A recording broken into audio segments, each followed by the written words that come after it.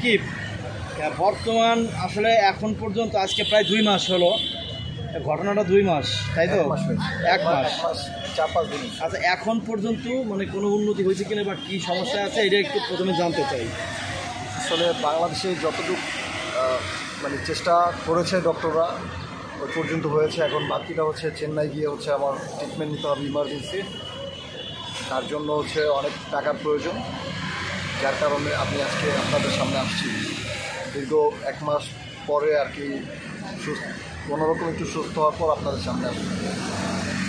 আসলে গতকালকে মানে আজকে একটা ভিডিও দেখলাম যে এই দেশের চিকিৎসা নাই বা যন্ত্রপাতি এই বিষয় নিয়ে কী বলছিলেন যেন, আসলে অনেকেই মানে কমেন্ট করছে অনেক ভিডিওতে, একটু বলেন তো।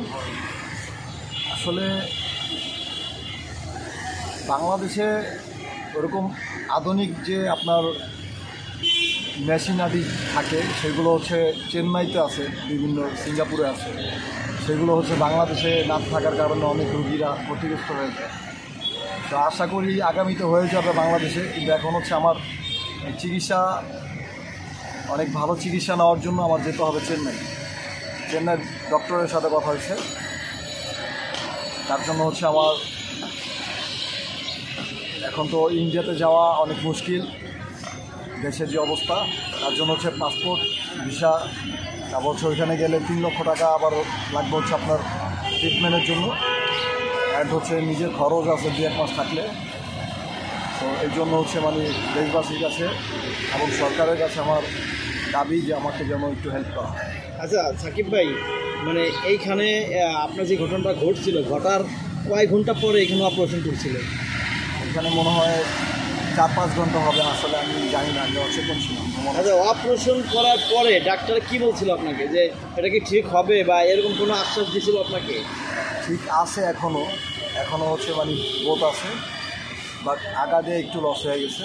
মানে আগাটা কি সমস্যাটা কী হয়েছে যদি একটু বলতেন, আসলে অনেকেই জানতে চাই। টিস্যু পেপারটা একটু প্রবলেম হয়েছে, ওইটা আর কি বাইরে গেলে রিপেয়ার করলে ঠিক হবে ডক্টর বলছে। মানে আমি যেটা জানতে চাচ্ছি যে মানে আপনার যেই জায়গাটা অংশটুকু কেটে ফেলে দেওয়া হয়েছিল, সেই কাটা অংশটা কিন্তু আবার অপারেশন করে ওখানে জোড়া লাগানো হয়েছে। তো তারপর থেকে কি আপনি মানে শক্তি পাচ্ছেন মনে হয়? শক্তিও আছে, শক্তি আছে এখন শক্তি পাওয়া যায় আর কি। একটু রিপেয়ার করতে হবে, মানে টিস্যু পেপার যেটাকে বলা হয়, টিস্যু মাথার যেটা, ওইটা ট্রিটমেন্টের জন্য আর কি বাইরে যেতে হবে। মানে মাথার যেই সার্জারি করতে হবে, মাথার যেই অংশটা, ওইটা কি মানে মানে একটু মোবাইলটা একটু সাইলেন্ট দিতে, মানে একবার জোড়া লাগানোর উপরের অংশটা কি মানে মোটামুটি শক্ত বা ঠিক আছে তো? জি। ওটা আপনি কি মানে স্বাভাবিকভাবে প্রস্রাব বা অন্য যেই ইয়েগুলো আপনি করতে পারতেছেন তো? আপাতত তো এই যে আপনারা দেখতেছেন যে পাইপ লাগানো আছে, চিকিৎসা এখনও কমপ্লিট হয়নি। এইভাবেই চেন্নাই যেতে হবে। চেন্নাই যাওয়ার পর পরিপূর্ণ সুস্থ হওয়ার পরে তারপর হচ্ছে পাইপ খুলে দিবে, তারপর স্বাভাবিকভাবে চলবে। আচ্ছা, মানে ওই মাথার যেই অংশটা, ওই টিস্যু, মানে ওই টিস্যুটা কি মানে ওটা কি একবারে উঠে গেছে নাকি আছে? ওইটা হচ্ছে আপনার উপরে ব্ল্যাক হয়ে গেছে। ব্ল্যাক হয়ে যাওয়ার পরে বাংলাদেশ ডক্টররা একটা সার্জারি করছে। সার্জারি করে উপরের যে চামড়াটা ব্ল্যাক হয়ে গেছে, ড্যামেজ হয়েছে, ওইটা রিপেয়ার মানে করছে, ছাঁটাই যেটাকে মানে ওটা ঠিক করছে আর কি, মানে অপারেশন করছে। জি। আচ্ছা, ভিতরের যেই ওইটার যেই চামড়াটা কালো হয়ে গেছে, ওটা যেটা মানে করছে, কাটছে আর কি, ছাঁচা বলে না যে চামড়াটা ছেঁচে ফেলায়, ভিতরে মাংসটা আছে, অনেক ভালো অবস্থায় আছে ডক্টর বলছে আজকে। তো ওইটা উপরে চামড়া লাগালে আবার রিপেয়ার করলে ঠিক হবে।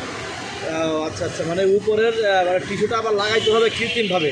আসলে এইসব কথা বেশি বলা যায় না, আসলে আমিও লজ্জিত। আমি কখনো ভাবি নাই যে আমার সাথে এরকমটা হবে, তো তারপরও হয়ে গেছে। আচ্ছা, এই যে আপনার এখন যদি আপনি দেশের বাইরে যান, কত খরচ বা কিরকম খরচ হইতে পারে?